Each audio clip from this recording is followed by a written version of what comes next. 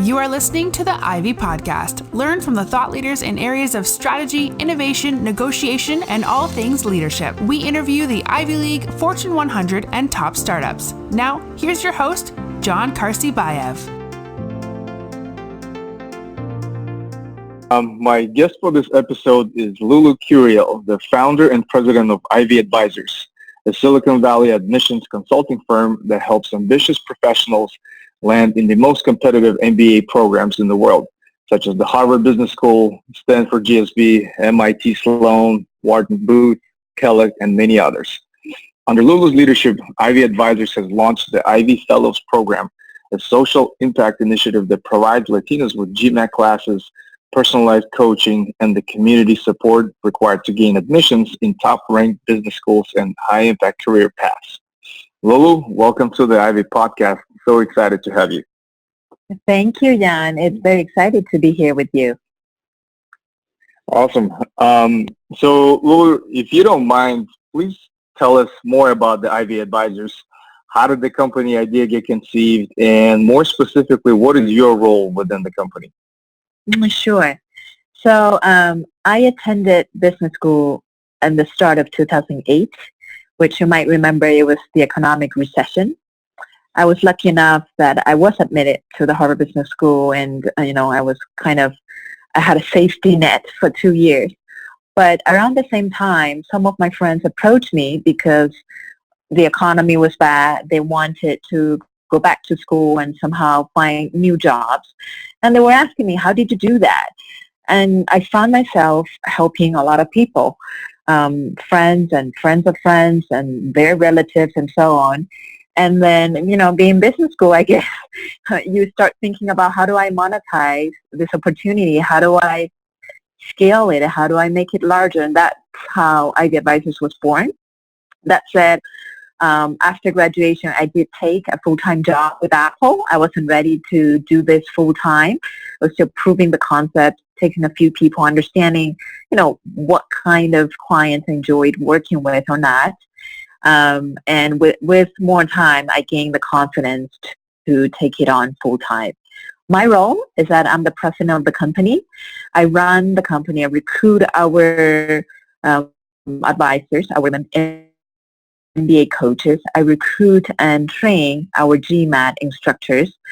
And I also lead the sales effort. There are coaches, wonderful coaches on our team who are the ones interfacing with the clients, and they're the ones preparing our clients to enter the Ivy League schools.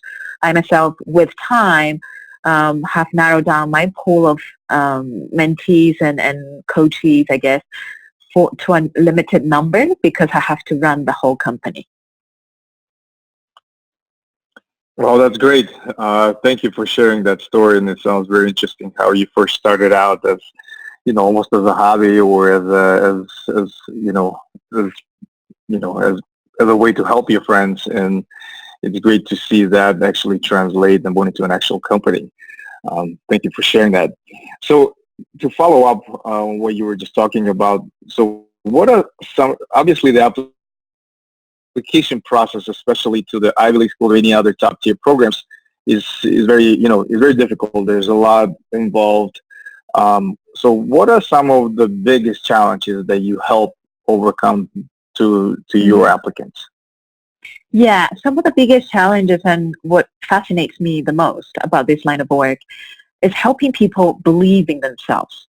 You have a population of applicants who are confident in their own right, and they're overachievers, they have great jobs and whatnot, and they're going to get into one of these Ivy League schools. They just need somebody to project management. That's just set. That's one population. But the more interesting population of applicants are those who are wonderful. They bring great talent. They have a great potential. And once you just engage with them in a conversation, you can discover they're so mature and so honest and humble to the point that their humility is interfering with their sense of confidence. So some of the challenges are more interpersonal. Like it's that making them believe in themselves and making sure that they're not their worst enemy in the sense that they're not filtering information, that they open up and tell you, hey, I did this. It was a small project. It sounds insignificant, but this is what I achieved. Or some of them are, this is my background. I had one guy who talked about, just as a side note, not even part of his essays or whatnot, he was just telling me about his personal experience he was in a court hearing. He was on the witness stand, and how he was talking about his father and how his conversation persuaded the judge to rule a certain outcome that helped his family. And I'm like, that's powerful. Why are you talking about that? And they don't have confidence in tapping into those special moments in their life. And the biggest challenge is just going through that discovery phase with them and then making them see that they are good enough. They should be confident enough, and building that momentum so that they can apply to the Ivy League school and ultimately get it.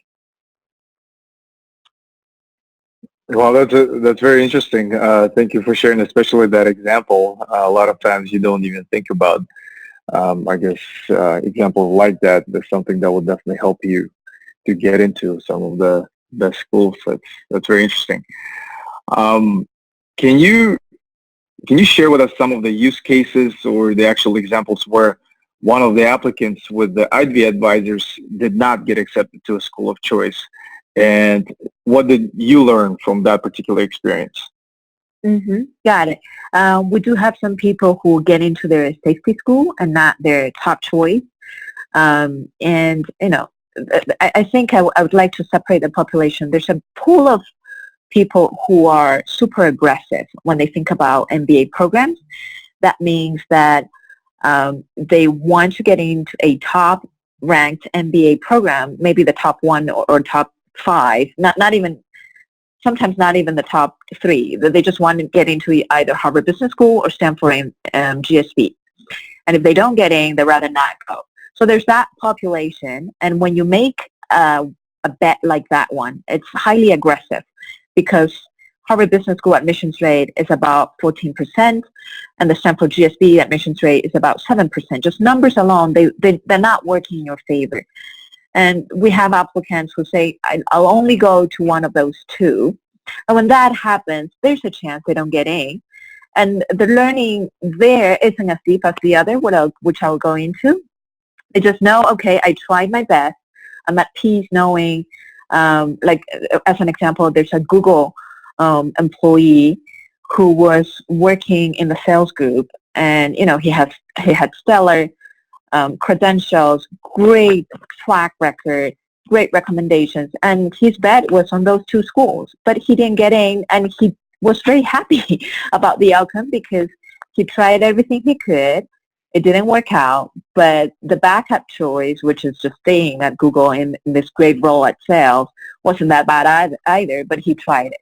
So that one is a more, an easier path, I would say, just a try, right? But for others, sometimes people, it's facing somewhat of denials. People don't come with the best credentials, or they just want to aspire for more, which we do encourage. We encourage people to aspire. And in the particular case, I can think of one who, the stats were not in his favor, especially because he had some problems with the law. And that was in his record. And our work was helping him realize, hey, this is going to be difficult. You have to open up and own what happened. And sometimes that happens when the candidate, they don't want to listen to their coach. There's a sense of denial and saying, no, this is not relevant enough. I will not bring it up, or I do not want to explain that. And that's difficult. And of course, they don't get in because they couldn't explain that moment in their life. And the schools need to understand that in order to know you've moved on, you've grown, you will not make the same mistake again. So what we learn from that experience as coaches is that no matter how much we coach, the decision relies on the applicant, on that candidate. They have the free will, and they will exercise it. And at the end of the day, they own their destiny. They're accountable for that destiny. From their end, it's a humble moment. They realize it almost too late, and it's a humble moment for them to be, okay, I get it. I get it. I didn't own that moment, but I'm going to my backup school anyways because I just want to go to a school. There are others who don't get in the first time. They don't put in the same effort, a lot of effort, but they apply the second time, but it's just an effort. They didn't dedicate enough time, and they try the second time, they get in. Those are easier. The learning is just that. You just got to work hard and really own the application process. So, everybody has a different learning. At the end of the day, it's about taking ownership of your destiny. So to get a little bit deeper into what you had just explained, how selective are you with your applicants, or do you try to work with everyone, at least at the beginning? I'm curious about what is the criteria that you guys use to decide on who to work with. How do you guys select? Great. That's a great question. We get asked that a lot by our clients as well. So we have a rule, which is do no harm in taking a client. That means a number of things. If you're taking a client, it means, first of all, you have the bandwidth as a coach to take on that extra client and not dilute the experience for anybody else that you're already working with. So that's one. Also, do no harm in terms of expectations.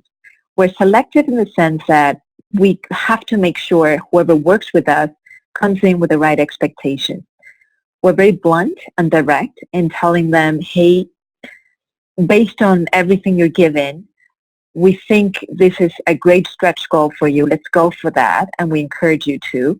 But we want to be realistic about the probability, the chances that you're getting, and, want to have a conversation about the safety net or not.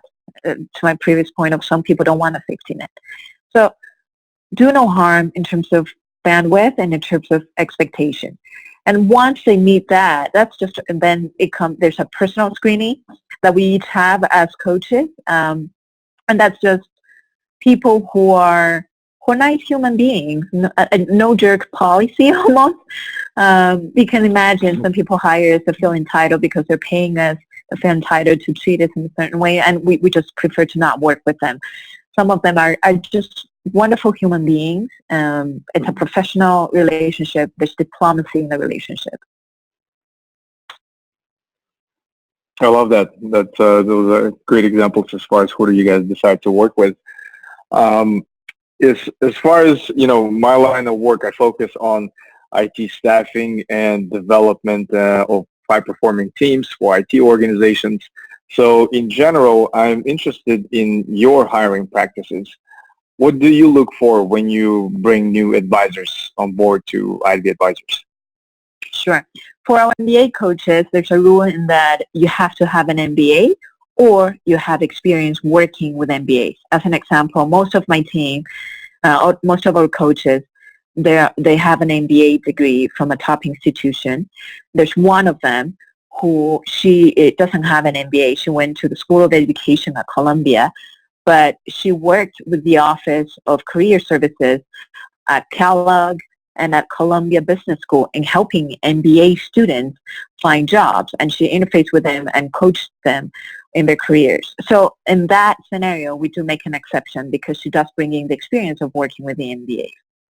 And number two, because we're a coaching organization, we care more about the coaching mindset more than the whatever paper credentials they can bring. So we run through a number of simulations in terms of having a mock case and asking that potential coach, how would you respond to this scenario? And see whether they're good at what they do, at what we expect. A great coach would be somebody who asks a lot of questions instead of imposing a certain recommendation, right? They would probe on the candidate and ask and help that candidate go through a journey of self-discovery, and then kind of lead them, guide them in a certain path that could be optimal or a number of paths and for them to choose. Sometimes we get coaches who are highly opinionated, they have great paper credentials, but they're just jumping into forcing a certain route. That's not necessarily what we look for. So we go through a simulation and we look for that coach mindset that's very pivotal to us. At the end of the day, a good coach will provide a great experience to that applicant, and that applicant will put the best of his or her efforts, and therefore will get in. It's great to hear the use of simulations. It's oftentimes overlooked, but I think it's definitely a powerful tool in terms of preparing for certain situations or really understanding how a particular person will react in a hypothetical situation. So it's very great to hear that you actually utilize tools like that in your organization. Obviously, some of the most rewarding returns for Ivy advisors is when you hear the success stories of your applicants get accepted to the schools of their choice. But what are some of the most challenging aspects of the actual admissions consulting process? You mean in the process of that applicant, or business-wise, like running the organization and stuff? Or do you mean that person going through the admissions process? Yeah, more curious from a perspective of the applicant, understanding that there's a lot of parts in terms of the test, the application itself, the interviews. From your perspective, what are some of the, I guess, the most difficult areas for the applicants as they go through this entire process? Yeah, the most difficult area, it goes hand in hand. I call it checking your ego with a focus. In a good way.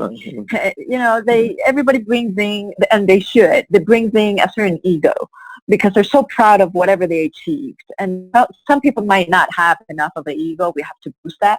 But a lot of people bring in their egos, and we have to check their egos and challenge them, and in a way that makes them focus on exactly what it is. What is the unique aspect of that moment, of that achievement, that makes you so unique? If you talk about consultants, it's very typical for consultants to apply to an MBA program. For consultants, all the time, there are sometimes the youngest person in the room. They are changing business models or proposing models that will revamp a whole business unit and bringing a certain ROI. And that's very common. So we have to really push back and say, that's great, but what about you that enabled it? What is your specific contribution? And they're like, well, I ran an Excel model and I built this, and yes, but every consultant does that. Every consultant goes into Excel, and they go into PowerPoint, and they go into meetings, and they present. So what is it about you that you enable? And then the conversation starts. So the most challenging part is really poking on that ego to the point they can really understand their unique contribution, and then making them focus on it. Because a lot of them come in with like 100 stories, and they want to tell them all, and you read it, and you're like, what's the point of this whole thing? So that's challenging. And then the second part, preparing for interviews is nerve-wracking. Sometimes we say, hey, getting the interview is key, with the exception with a few schools. They do interview, every single applicant. Some schools are more selective in terms of who gets interviewed. For those, we try to propel whoever it is that was applying. You earn your interview. Now go get it.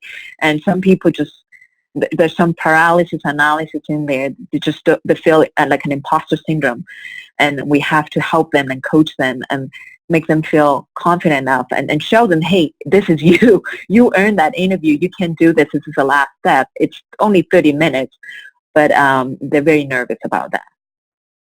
Mm-hmm.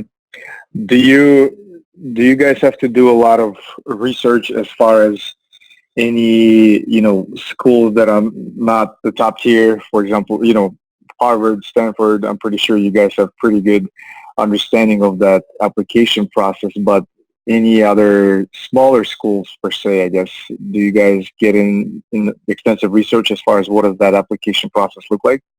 Yeah, totally. We not only research what's out there, there's overwhelming amount of information because of the internet, so we just scavenger hunt for every tip we can. But we also have conversations with people, previous clients, their friends, even our personal contacts who might be working at a certain university, to understand that culture, that process, and demystifying it. At the end of the day, admissions is about owning yourself. And people think they have to say whatever the school wants to hear, but most of the time it's owning yourself and being yourself. And yes, there is a component of being focused, but that's only secondary to owning yourself. Do you guys have plans to expand abroad internationally to help, applicants get into international schools? Yeah, funny enough, we do have a population of applicants who apply to schools in Europe, like INSEAD, the London Business School, University of Oxford. So we do historically have a population of applicants who do prefer to go abroad. I think, the world is global, so we shouldn't be only tied to U.S. universities. And as a follow-up, do you guys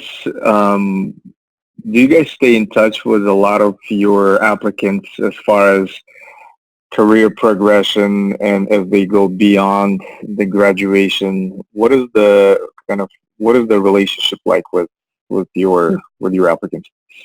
Yeah, so we do keep in touch.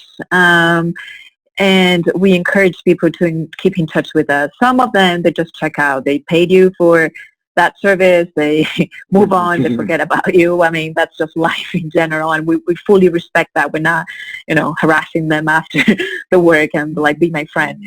Right. But what's great about our screening process, just because we screen people and we only take clients who are great human beings, most of the time people stay engaged. And we have a LinkedIn group, and we have, not group, a page. And we have a Facebook page, and we have our newsletters, and we have informal ways, Instagram, whatnot. And they most of the time, they stay in touch with their coach because that's kind of the person who knows them the most. I often joke that whoever runs for president of Congress, I have their dirtiest secrets. So yes, we do keep in touch. It's a great community. Some of them go to the extent of offering to be volunteers and being a buddy to somebody else in the process. That's how great of an experience they get. They're like, no, we want to help you. How about a buddy system where we are somebody else's buddy? You are still the coach. We just volunteer to, answer any ancillary questions that are pertaining to a student or an alumni. And we really enjoy that. We try to use them. Whoever wants to help, we take that, and it's a great community. I do hope that somebody will run for president and will become president, and somebody will be CEO of a Fortune 500, but we're still waiting for that to happen. I'm pretty sure it's only a matter of time. Obviously, you read a lot, you do a lot of research. Just curious, what are the top 2 books, let's say, that you always recommend to those who matter to you, and why? Sure. The number 1 book I recommend is How Will You Measure Your Life by Christensen. Not ironically or coincidentally, it's written by Christensen, who is a professor at the Harvard Business School. The book was co-authored by a classmate of mine. He did his research for the book while we worked together at the MBA program. His name is James Alsworth. The reason I recommend that book because when you you're surrounded in your life and work by a network of overachievers who go to this amazing career route, it's often easy to get lost in the titles and the status and the pay and the size of your house and everything else that is an external factor. And then Professor Christensen does a great job in just making sure we understand, or we have a framework to understand what matters to us and how can we measure that, and how do we take steps to be self-aware and not be carried away with this other, measuring sticks of the size of your house, the paycheck, the title, or how famous your company is. So I love that book because of that. In fact, that's the book. After reading that book, I was working at Apple, having my hobby and my passion project, helping MBA applicants. After reading that book, I'm like, you know what? I don't need my job at Apple. That's the book that made me quit my job, and therefore I recommend it for everybody else. That's great.